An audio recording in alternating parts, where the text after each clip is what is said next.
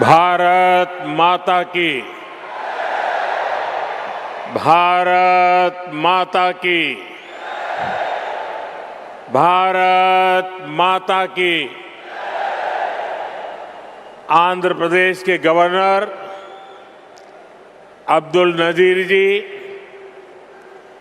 गोवा के गवर्नर और इस धरती के संतान अशोक गजपति राजू जी, सीएम मेरे मित्र चंद्रबाबू नायडू जी, डिप्टी सीएम भाई पवन कल्याण जी, मंत्रिमंडल में मेरे साथी, युवा ऊर्जा से भरे हुए भाई राममोहन नायडू जी, चंद्रशेखर पेम्मसानी जी, भूपति राजू श्रीनिवास वर्मा जी, राज्य सरकार के मंत्री भाई नारा लोकेश जी, उपस्थित अन्य जनप्रतिनिधिगण, देवी और सज्जनों, अंदरिकी नमस्कारम। आंध्र प्रदेश गवर्नर అబ్దుల్ నజీర్ గారికి, గోవా గవర్నర్ అశోక్ గజపతి రాజు గారికి, మన ముఖ్యమంత్రి వర్యులు చంద్రబాబు నాయుడు గారికి, ఉప ముఖ్యమంత్రి సోదరులు పవన్ కళ్యాణ్ గారికి, మంత్రివర్గంలో నా సహచరులు రామ్మోహన్ నాయుడు గారికి, చంద్రశేఖర్ పెమ్మసాని గారికి, భూపతి రాజు శ్రీనివాస్ వర్మ గారికి, రాష్ట్ర ప్రభుత్వంలో మంత్రివర్యులు నారా లోకేష్ గారికి, ఇక్కడికి విచ్చేసిన ఇతర ప్రజాప్రతినిధులకు, నా సోదర సోదరీమణులకు అందరికీ కూడా నమస్కారం। साथियों, आज का दिन आंध्र प्रदेश के विकास के लिए, स्वर्ण आंध्र के विजन के लिए ये बहुत अहम है। मुझे आज बहुत शुभ अवसर पर एक शुभ मास में उत्तर आंध्र की इस पवित्र भूमि पर आने का सौभाग्य मिला है। मैं सबसे पहले भगवान श्री वराह लक्ष्मी नरसिंह स्वामी के चरणों में प्रणाम करता हूं। मैं श्री कुर्मनाथ स्वामी और मां पोंडितल्ली अम्मवारू को नमन करता हूं। మిత్రులారా, ఈరోజు ఆంధ్రప్రదేశ్ అభివృద్ధికి స్వర్ణాంధ్ర విజన్కు ఎంతో కీలకమైన రోజు। ఈ శుభ సందర్భంగా ఈ పవిత్రమైన మాసంలో ఈ పవిత్రమైన ఉత్తరాంధ్ర భూమికి రావడం నాకెంతో సౌభాగ్యంగా భావిస్తున్నాను। ముందుగా శ్రీ వరాహ లక్ష్మీ నరసింహస్వామి వారి పవిత్రమైన పాదాలకు నా నమస్కారాలు అర్పిస్తున్నాను। అలాగే కూర్మనాథ స్వామి వారికి, అమ్మ పైడితల్లి అమ్మవారికి నమస్కరిస్తున్నాను। साथियों, आज यहां करीब 18,000 करोड़ रुपए की विकास परियोजनाओं का शुभारंभ, लोकार्पण और शिलान्यास हुआ है। एयरपोर्ट के साथ साथ ये प्रोजेक्ट आंध्र की रोड कनेक्टिविटी से भी जुड़े हैं। इनमें एनर्जी सिक्योरिटी से जुड़े प्रोजेक्ट भी हैं। ये विकास कार्य इस बात के प्रतीक है कि इस समय आंध्र की स्पीड से आगे बढ़ रहा है। मैं आप सभी को इन प्रोजेक्ट्स की बहुत बहुत शुभकामनाएं देता हूं। మిత్రులారా, ఈరోజు దాదాపు 18,000 కోట్ల రూపాయలు విలువైన అభివృద్ధి ప్రాజెక్టులు ప్రారంభోత్సవం మరియు శంకుస్థాపన చేసుకుంటున్నాం। ఎయిర్పోర్ట్తో పాటు ఈ ప్రాజెక్టులు ఆంధ్రప్రదేశ్లో రోడ్ కనెక్టివిటీని కూడా మరింత బలోపేతం చేస్తాయి। వీటిలో ఎనర్జీ సెక్యూరిటీకి సంబంధించిన ప్రాజెక్టులు కూడా ఉన్నాయి। ఈ ప్రాజెక్టులు ఆంధ్రప్రదేశ్కు ఎంత వేగంగా ముందుకు తీసుకొని వెళ్తున్నాయనడానికి ఒక నిదర్శనం। ఈ ప్రాజెక్టుల కోసం మీ అందరికీ నా హృదయపూర్వకమైనటువంటి శుభాకాంక్షలు। साथियों, आज का ये आयोजन नया इतिहास, नए रिकॉर्ड इसे रचने का भी है। आज एक और विकास के नए रिकॉर्ड बन रहे हैं, तो साथ ही ढीमसा डांस का सांस्कृतिक रिकॉर्ड भी रचा गया है। और ये चंद्रबाबू की विशेषता है कि उन्होंने दो क्षितिजों को छुआ है। एक तरफ ऊंची आसमान को छूने वाली व्यवस्था, एयरपोर्ट का निर्माण, और दूसरी तरफ मेरे यहाँ के आदिवासी बहनों के द्वारा ढीमसा नृत्य का विश्व रिकॉर्ड बनाना। मैं चंद्रबाबू के इस विजन को विशेष रूप से सराहना करता हूं। మిత్రులారా, ఈరోజు ఒక కొత్త చరిత్ర, ఒక కొత్త రికార్డును సృష్టించిన రోజు కూడా. ఒకవైపు అభివృద్ధిలో కొత్త రికార్డులు నమోదవుతున్నాయి, మరోవైపు దింసా నృత్యం కూడా ఒక సాంస్కృతిక రికార్డును సృష్టించింది. ఇది చంద్రబాబు నాయుడు గారి విశిష్టత అనేది నేను తెలియజేస్తున్నాను. ఈరోజు చంద్రబాబు నాయుడు గారు ఒక రెండు అంశాలని టచ్ చేశారు. ఒకటి నింగిని ఆకాశాన్ని అంటే ఎయిర్పోర్ట్ అయితే, మరొకటి గిరిజనుల సోదర సోదరీమణులతో ఈరోజు దింసా నృత్యంతో ఒక రికార్డు సృష్టించారు. ఇది చంద్రబాబు నాయుడు గారి విజన్. దీనికి నేను హృదయపూర్వకమైనటువంటి అభినందనలు తెలియజేస్తున్నాను. 13,000 से ज्यादा आदिवासी बहनों और बेटियों की प्रस्तुति, उनका उत्साह, उनका अनुशासन और आदिवासी संस्कृति का गौरव, यह दृश्य वाकई अद्भुत था। इसमें देश की विविधता की झलक भी थी और पीढ़ी दर पीढ़ी सहेज कर रखी गई जनजातीय विरासत भी थी। मैं इस प्रस्तुति के लिए आप सभी का और विशेष रूप से मेरी आदिवासी बहनों और बेटियों का बहुत बहुत अभिनंदन करता हूं. 13,000 మందికి పైగా గిరిజన పిల్లలు మరియు సోదరిమణుల తాలూకా ప్రదర్శన, వారి ఉత్సాహం, వారి క్రమశిక్షణ మన గిరిజన సంస్కృతికి సంబంధించిన ఒక గౌరవం. ఈ దృశ్యం నిజంగా అద్భుతంగా అనిపించింది. దీనిలో మన దేశం తాలూకా వైవిధ్యత కనిపించింది. అలాగే తరతరాలుగా సంరక్షించబడిన గిరిజన వారసత్వం కూడా ప్రతిబింబించింది. ఈ అద్భుతమైన ప్రదర్శనకు మన గిరిజన పిల్లలకు, సోదరిమణులకు, అలాగే ఇక్కడ ఉన్న అందరికీ కూడా నా హృదయపూర్వక అభినందనలు తెలియజేస్తున్నాను. साथियों, ये धरती अल्लूरी सीताराम राजू की धरती है. अल्लूरी सीताराम राजू जी ने जिस धरती पर आदिवासी हितों के लिए अपना जीवन समर्पित किया, आज उसी धरती पर आंध्र प्रदेश के एक नए एयरपोर्ट की शुरुआत हो रही है. ये एयरपोर्ट आंध्र और उत्तर आंध्र की ग्रोथ का रनवे है. ये आंध्र के युवाओं के बेहतर भविष्य का लॉन्च पैड है. मैं आंध्र प्रदेश के लोगों को, देश के लोगों को बहुत बहुत बधाई देता हूं. మిత్రులారా, ఈ నేల అల్లూరి సీతారామరాజు గారి నేల. అల్లూరి సీతారామరాజు గారు ఈ గిరిజన హక్కుల కోసం తన జీవితాన్ని అంకితం చేశారో ఆ పవిత్రమైన భూమిపైనే ఈరోజు ఆంధ్రప్రదేశ్కు ఒక కొత్త ఎయిర్పోర్ట్ ప్రారంభమవుతుంది. ఈ ఎయిర్పోర్ట్ ఆంధ్రప్రదేశ్, ముఖ్యంగా ఉత్తరాంధ్ర అభివృద్ధికి ఒక కొత్త రన్వేగా పనిచేస్తుంది. ఇది ఆంధ్ర యువత యొక్క ఉజ్వల భవిష్యత్తుకు ఒక కొత్త లాంచ్ ప్యాడ్లా పనిచేస్తుంది. ఈ సందర్భంగా ఆంధ్రప్రదేశ్ ప్రజలకు మరియు దేశ ప్రజలకు నా హృదయపూర్వక అభినందనలు. साथियों, पहले जब एयरपोर्ट बनते थे तो एयरपोर्ट के नाम एक ही परिवार के नाम पर चढ़ जाते थे. हमने इस परंपरा को बदला. हमने अयोध्या में एयरपोर्ट का नाम वाल्मीकि के नाम से जोड़ा.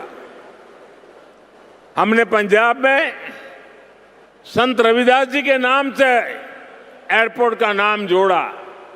और साथियों, केंद्र की एनडीए सरकार ने निर्णय किया है इस नए एयरपोर्ट का नाम श्री अल्लूरी सीताराम राजू के नाम पर होगा।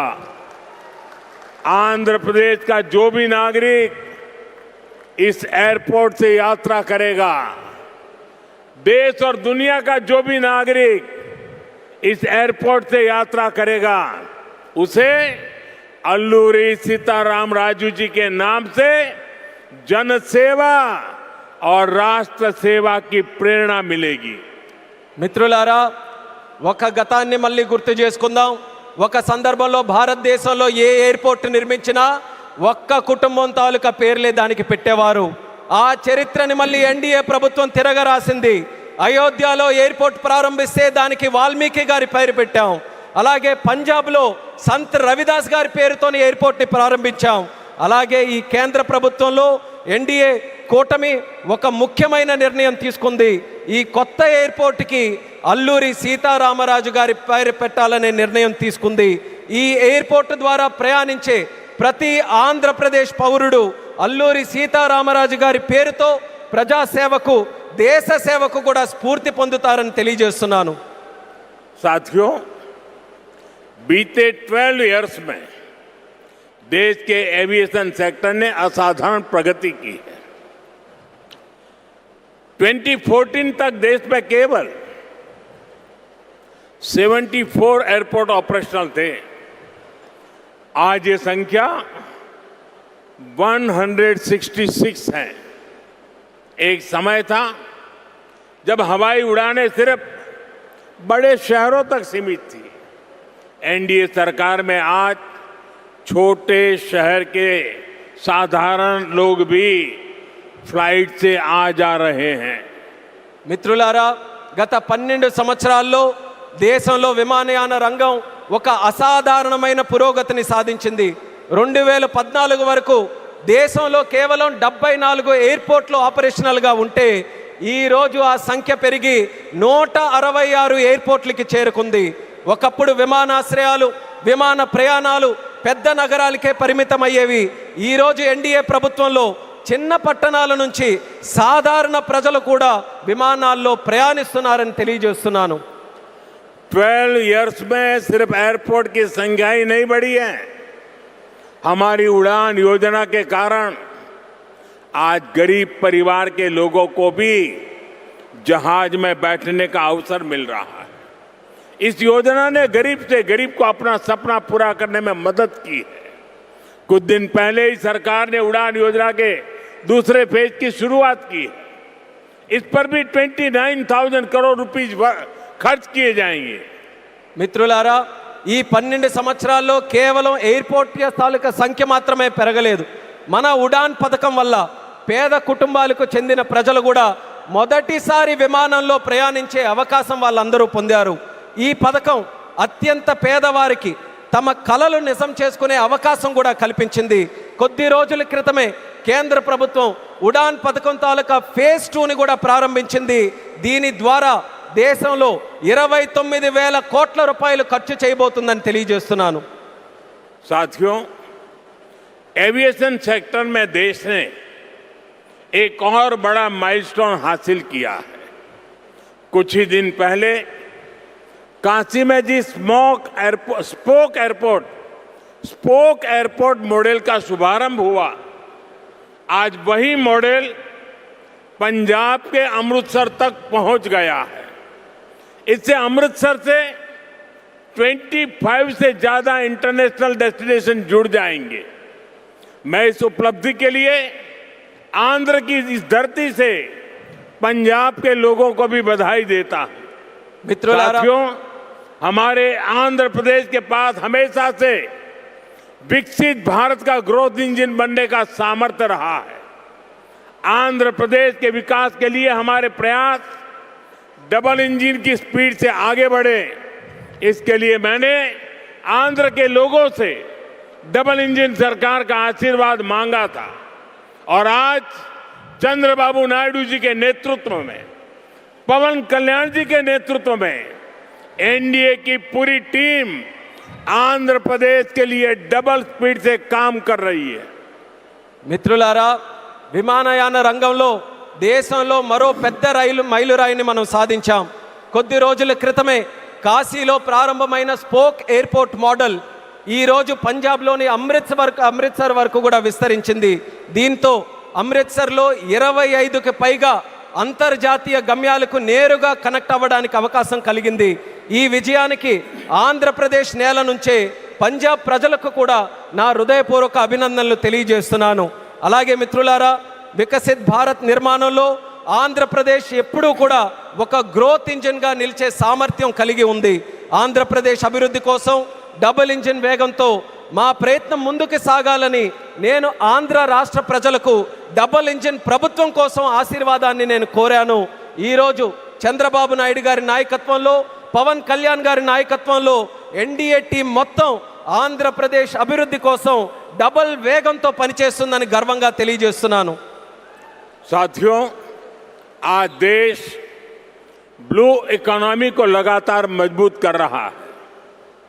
हमारा विजन है कि पूरा क्षेत्र कोस्टल इकोनॉमिक कॉरिडोर के रूप में विकसित हो. इसी लक्ष्य के साथ विशाखापट्टनम से कृष्णापट्टनम तक हमारे पुराने पोर्ट्स को आधुनिक रूप दिया जा रहा है. इसके अलावा मुलापेटा और रामायापट्टनम में हम नए पोर्ट भी बना रहे हैं. మిత్రులారా, ఈరోజు దేశం బ్లూ ఎకానమీని నిరంతరం బలోపేతం చేస్తుంది. మా విజన్ ఈ మొత్తం ప్రాంతాన్ని ఒక కోస్టల్ ఎకనామిక్ కారిడార్గా అభివృద్ధి చేయడం. ఈ లక్ష్యంతో విశాఖపట్నం నుంచి కృష్ణపట్నం వరకు మన పాత పోర్ట్స్ అన్నిటినీ కూడా ఆధునీకరిస్తున్నాం. అదే సమయంలో మూలపేట మరియు రామయ్యపట్నంలో కొత్త పోర్ట్స్ని కూడా మనం నిర్మించబోతున్నాం. साथियों, पोर्ट डेवलपमेंट के साथ साथ पूरे आंध्र में हाईवे और एक्सप्रेसवे का नेटवर्क तैयार हो रहा है. विशाखापट्टनम रायपुर एक्सप्रेसवे जैसे प्रोजेक्ट इस पूरे क्षेत्र को रफ्तार दे रहे हैं. మిత్రులారా, పోర్టుల అభివృద్ధితో పాటు ఆంధ్రప్రదేశ్ మొత్తం హైవేస్, ఎక్స్ప్రెస్వేస్ నెట్వర్క్ని విస్తృతంగా పెంచుకుంటూ పోతుంది. విశాఖపట్నం రాయ్పూర్ ఎక్స్ప్రెస్వే వంటి ప్రాజెక్టులు ఈ ప్రాంతానికి సరికొత్త వేగాన్ని అందిస్తున్నాయి. साथियों, ये पूरा रीजन देश के बड़े औद्योगिक केंद्रों से आसानी से जुड़े. इसके लिए आज आंध्र प्रदेश में करीब 1 लाख करोड़ रुपए की रेलवे परियोजनाओं पर काम चल रहा है. राज्य के पूरे रेल नेटवर्क का इलेक्ट्रिफिकेशन हो चुका है. यहाँ 70 से ज्यादा रेलवे स्टेशनों को भी आधुनिक बनाया जा रहा है. మిత్రులారా, ఈ ప్రాంతం మొత్తం దేశంలోని ప్రధాన పారిశ్రామిక కేంద్రాలతో మరింత సులభంగా అనుసంధానం అవ్వడానికి ఈరోజు ఆంధ్రప్రదేశ్లో దాదాపు 1,00,000 కోట్ల రూపాయలు విలువైన రైల్వే ప్రాజెక్ట్స్ తాలూకా పనులు కూడా జరుగుతున్నాయి. రాష్ట్రంలో రైల్వే నెట్వర్క్ అంతా ఇప్పటికీ పూర్తిగా ఎలక్ట్రిఫికేషన్ అయ్యింది. అదేవిధంగా 70కి పైగా రైల్వే స్టేషన్లు కూడా ఆధునీకరిస్తున్నాం. साथियों, आज इस क्षेत्र के विकास में पीएम गति शक्ति नेशनल मास्टर प्लान भी बड़ी भूमिका निभा रहा है. पीएम गति शक्ति के माध्यम से इस पूरे क्षेत्र में रेल, पोर्ट और एयरपोर्ट को एक साथ जोड़ा जा रहा है. जब यहाँ ये आधुनिक लॉजिस्टिक नेटवर्क तैयार हो जाएगा तो उद्योगों को बेहतर कनेक्टिविटी मिलेगी, किसानों को फायदा होगा और ईज ऑफ डूइंग बिजनेस भी बढ़ेगा. మిత్రులారా, ఈ ప్రాంత అభివృద్ధితో పిఎం గతి శక్తి నేషనల్ మాస్టర్ ప్లాన్ కూడా కీలక పాత్ర పోషిస్తుంది. పిఎం గతి శక్తి ద్వారా రైల్ కానీ, పోర్టు కానీ, ఎయిర్పోర్ట్లు కానీ ఒక సమగ్ర నెట్వర్క్గా అనుసంధానం చేస్తున్నాం. ఈ ఆధునిక లాజిస్టిక్స్ నెట్వర్క్ పూర్తయిన తర్వాత పరిశ్రమలకు మరింత మెరుగైన కనెక్టివిటీ లభిస్తుంది, రైతులకి ప్రయోజనం చేకూరుతుంది, అలాగే ఈజ్ ఆఫ్ డూయింగ్ బిజినెస్కి కూడా మరింత పెరుగుతుంది. साथियों, आंध्र प्रदेश हमेशा भविष्य की सोच रखने वाला प्रदेश रहा है. सॉफ्टवेयर, आईटी और टेक सेक्टर में आंध्र के युवाओं ने पूरी दुनिया में अपना डंका बजाया है और इसलिए सरकार यहां के टैलेंट को आंध्र प्रदेश की डेवलपमेंट पावर से जोड़ना चाहती है. మిత్రులారా, ఆంధ్రప్రదేశ్ ఎప్పటి నుంచో భవిష్యత్తును దృష్టిలో పెట్టుకొని ముందుకు సాగే రాష్ట్రం. సాఫ్ట్వేర్ కానీ, ఐటీ కానీ, టెక్ రంగాల్లో కానీ ఆంధ్రప్రదేశ్ యువత ప్రపంచవ్యాప్తంగా తన ప్రతిభను చాటుకున్నారు. అందుకే ఇక్కడ యువత తాలూకా ప్రతిభను ఆంధ్రప్రదేశ్ తాలూకా అభివృద్ధి శక్తితో అనుసంధానం చేయాలని ప్రభుత్వం కోరుకుంటుంది. हमारे टैलेंटेड युवाओं की प्रतिभा का लाभ आंध्र प्रदेश और देश को ज्यादा से ज्यादा मिले, ये बहुत आवश्यक है. इसके लिए हमारा फोकस अब सेमीकंडक्टर जैसे फ्यूचरिस्टिक टेक इंडस्ट्री पर है. विशाखापट्टनम में नए सेमीकंडक्टर प्लांट का शिलान्यास इसी दिशा में एक बहुत बड़ा कदम है. మన ప్రతిభావంతులైన యువత సామర్థ్యం ఆంధ్రప్రదేశ్కే కాకుండా దేశానికి మరింత ఉపయోగపడాలి. అందుకే ఇప్పుడు మా దృష్టి సెమీకండక్టర్ వంటి ఫ్యూచరిస్టిక్ టెక్ ఇండస్ట్రీస్ పై ఉంది. విశాఖపట్నంలో కొత్త సెమీకండక్టర్ ప్లాంట్ తాలూకా శంకుస్థాపన ఆ దిశగా ఒక గొప్ప అడుగుగా నేను భావిస్తున్నాను. चंद्रबाबू के नेतृत्व में हमारा आंध्र अब सॉफ्टवेयर के साथ साथ मैन्युफैक्चरिंग का भी हब बनेगा. इससे आंध्र में फ्यूचरिस्टिक जॉब्स तैयार होगी, टेक इंडस्ट्रीज के लिए नया वातावरण तैयार होगा. చంద్రబాబు నాయుడు గారి నేతృత్వంలో ఇకపై మన ఆంధ్రప్రదేశ్ సాఫ్ట్వేర్ హబ్ మాత్రమే కాదు, మ్యానుఫ్యాక్చరింగ్ హబ్గా కూడా ఎదగబోతుంది. దీంతో ఆంధ్రప్రదేశ్లో ఫ్యూచరిస్టిక్ జాబ్స్ సృష్టించబడతాయి. టెక్ ఇండస్ట్రీస్కు అనుకూలమైన ఒక కొత్త ఈకో సిస్టమ్ కూడా ఇక్కడ ఏర్పడుతుంది. साथियों, वर्ल्ड इकोनॉमी में कहीं पर किसी भी ग्रोथ सेंटर का निर्माण सिर्फ एक फैक्ट्री से नहीं हो सकता. उसके लिए एक पूरे इकोसिस्टम की जरूरत होती है. आज आंध्र प्रदेश में हम ग्रोथ का वही इकोसिस्टम तैयार कर रहे हैं. चंद्रबाबू नायडू जी व्यक्तिगत स्तर पर दिन रात मेहनत करते हैं. इसी का परिणाम है आज दुनिया की कई बड़ी बड़ी कंपनियां यहां निवेश करने के लिए आना चाहती हैं. మిత్రులారా, ప్రపంచ ఆర్థిక వ్యవస్థలో ఏ గ్రోత్ సెంటర్ అయినా ఒక్క ఫ్యాక్టరీతో నిర్మించబడదు. దానికోసం ఒక పూర్తి ఈకో సిస్టమ్ని మనం ఏర్పాటు చేయాలి. ఈరోజు ఆంధ్రప్రదేశ్లో మనం అలాంటి గ్రోత్ ఈకో సిస్టమ్నే నిర్మించబోతున్నాం. మన ముఖ్యమంత్రి చంద్రబాబు నాయుడు గారు వ్యక్తిగతంగా రాత్రి పగలు రాష్ట్రం కోసం కష్టపడుతున్నారు. దాని ఫలితంగానే ఈరోజు ప్రపంచంలో ఉన్నటువంటి ప్రముఖ కంపెనీలు ఇక్కడ పెట్టుబడులు పెట్టడానికి ఎంతో ఆసక్తి చూపిస్తున్నాయి. साथियों, यहां सेमीकंडक्टर के साथ साथ एआई इंफ्रा और डेटा सेंटर पर भी काम हो रहा है.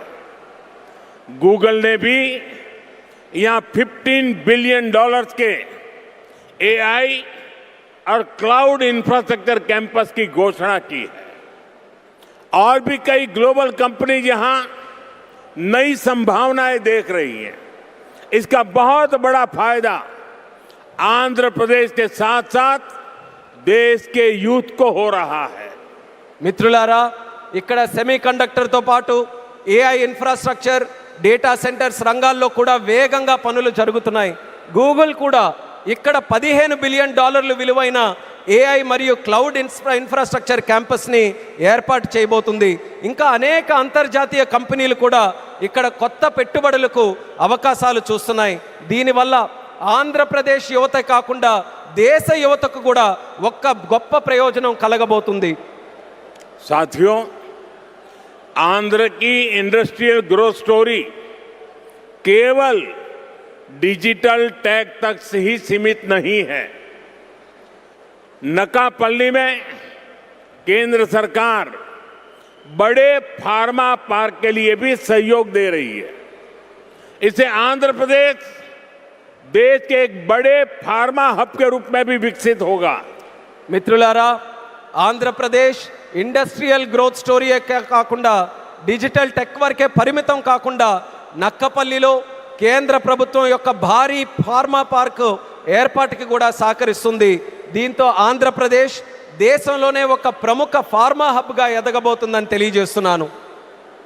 ग्रीन एनर्जी की फील्ड में भी अकेले रायलसीमा क्षेत्र में 5 लाख करोड़ रुपए से ज्यादा का इन्वेस्टमेंट हुआ है। मैं आज आंध्र प्रदेश के आप सभी लोगों को फिर विश्वास दिलाता हूं, हमारी सरकार ऐसी हर संभावनाओं को साकार करने के लिए दिन रात ये डबल इंजन सरकार काम करती रहेगी। గ్రీన్ ఎనర్జీ రంగంలో కూడా ఒక్క రాయలసీమ ప్రాంతంలోనే 5 లక్షల కోట్ల రూపాయలకి పైగా పెట్టుబడులు వచ్చాయి. ఈరోజు ఆంధ్రప్రదేశ్ ప్రజలందరికీ నేను మరోసారి హామీ ఇస్తున్నాను, ఇలాంటి ప్రతి అవకాశాన్ని నిజం చేయడానికి, ఆ కలని సాకారం చేయడానికి మా ప్రభుత్వం, ఈ డబుల్ ఇంజిన్ ప్రభుత్వం రాత్రి పగలు కృషి చేస్తూనే ఉంటుందని తెలియజేస్తున్నాను. साथियों, आज आंध्र प्रदेश में हर सेक्टर में किस स्पीड से काम हो रहा है, इसका अंदाजा आप इस बात से लगा सकते हैं कि पिछले 3 यात्राओं में ही मैंने 2 लाख करोड़ रुपए के प्रोजेक्ट का शुभारंभ यहां किया है। మిత్రులారా, ఈరోజు ఆంధ్రప్రదేశ్లో ప్రతి రంగంలో ఎంత వేగంగా అభివృద్ధి జరుగుతుందో మనం ఒక్కసారి అంచనా వేయాలనంటే ఈ ఒక్క విషయం గమనించండి. నా గత 3 పర్యటనల్లో 2 లక్షల కోట్ల విలువైన ప్రాజెక్టులు, కోట్ల రూపాయల విలువైన ప్రాజెక్టులు నేను ఎక్కడే ప్రారంభించానని తెలియజేస్తున్నాను. मुझे खुशी है कि आंध्र की इस विकास यात्रा में उत्तर आंध्र भी सशक्त हो रहा है। हम विशाखापट्टनम इकोनॉमिक रीजन VER को देश के बड़े औद्योगिक केंद्र के रूप में विकसित कर रहे हैं।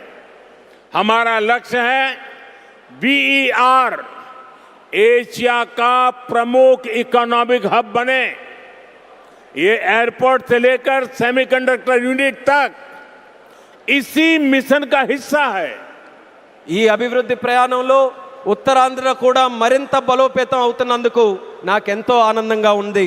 మనం విశాఖపట్నం ఎకనామిక్ రీజన్ను దేశంలో ప్రధాన పారిశ్రామిక కేంద్రంగా అభివృద్ధి మనం చేస్తున్నాం. మన లక్ష్యం VERను ఆసియా ఖండంలోనే ఒక ప్రముఖ ఎకనామిక్ హబ్గా తీర్చిదిద్దడం. దీనికి ఎయిర్పోర్ట్ నుంచి సెమీ కండక్టర్ యూనిట్ వరకు జరుగుతున్న ప్రతి కార్యక్రమం ఆ లక్ష్యంలో భాగమే అనేది కూడా నేను తెలియజేస్తున్నాను. साथियों, हमारी सरकार का मंत्र है इन्वेस्टमेंट से एम्प्लॉयमेंट। इसलिए सरकार ने अपनी तरफ से भी इन्वेस्टमेंट बढ़ाया है और हम प्राइवेट सेक्टर को भी इन्वेस्टमेंट के लिए प्रेरित कर रहे हैं।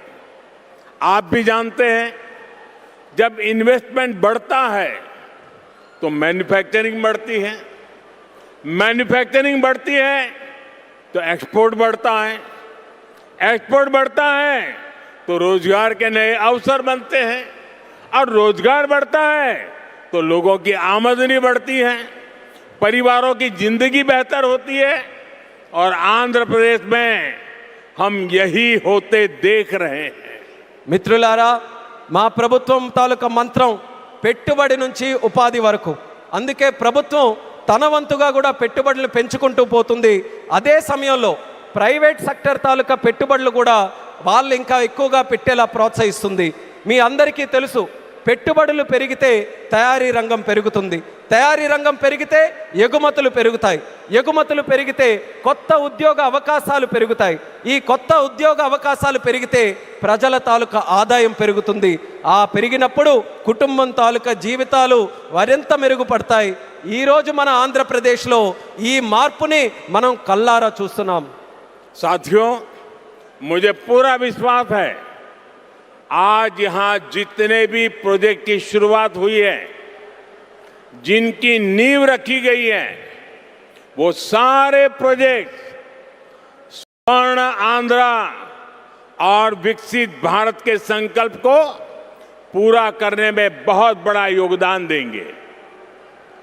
चंद्रबाबू जी के नेतृत्व में आंध्र प्रदेश विकसित भारत के सपने को पूरा करने के लिए एक बहुत बड़ा ऊर्जा स्रोत बन रहा है।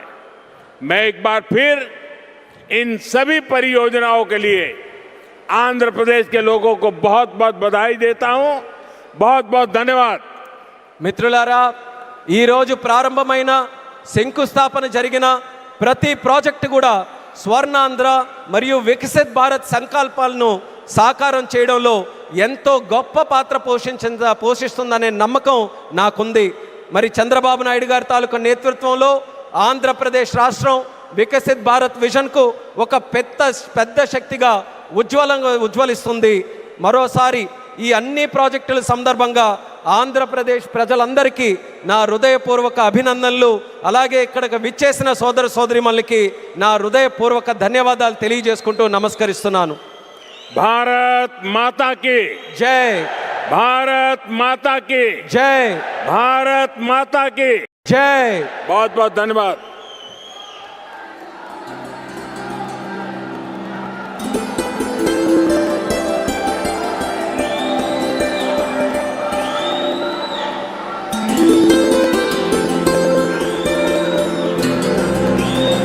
Thank you sir, thank you very much. మరోసారి ప్రధాని గారికి